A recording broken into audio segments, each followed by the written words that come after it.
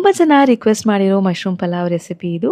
ಅತ್ಯಂತ ಸುಲಭವಾಗಿ ಮತ್ತು ರುಚಿಕರವಾಗಿ ಆಗುವ ಪಲಾವ್. ಇದಕ್ಕೆ ಬಟಾಣಿ ಆಪ್ಷನಲ್, ಬೇಕಾದರೆ ಹಾಕೋಬೋದು, ಇಲ್ಲ ಅಂತಂದರೆ ಬರೀ ಮಶ್ರೂಮಲ್ಲೇ ಮಾಡ್ಕೋಬೋದು.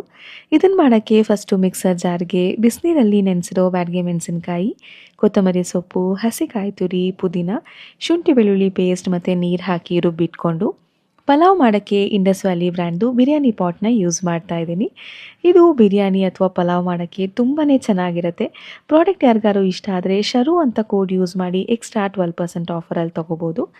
ಪಾತ್ರೆಗೆ ಎಣ್ಣೆ, ತುಪ್ಪ, ಹೋಲ್ ಸ್ಪೈಸಸ್ ಮತ್ತು ಈರುಳ್ಳಿನ ಹಾಕಿ ಚೆನ್ನಾಗಿ ಫ್ರೈ ಮಾಡಿ, ರುಬ್ಬಿರೋ ಖಾರ ಹಾಕಿ, ಖಾರ ಹಸಿ ವಾಸನೆ ಹೋದ್ಮೇಲೆ ಇದಕ್ಕೆ ಟೊಮ್ಯಾಟೊ, ಅರಿಶಿನ ಪುಡಿ, ಖಾರದ ಪುಡಿ ಮತ್ತು ಧನಿಯಾ ಪುಡಿನ ಹಾಕಿ ಮಿಕ್ಸ್ ಮಾಡಿ, ನಂತರ ಹಸಿ ಬಟಾಣಿ, ಕ್ಲೀನ್ ಮಾಡಿರೋ ಮಶ್ರೂಮ್ ಮತ್ತು ರುಚಿಗೆ ತಕ್ಕಷ್ಟು ಉಪ್ಪನ್ನು ಹಾಕಿ, ಮಶ್ರೂಮು ನೀರು ಬಿಟ್ಟು ಒಂದು ಸ್ವಲ್ಪ ಬೆಂದಮೇಲೆ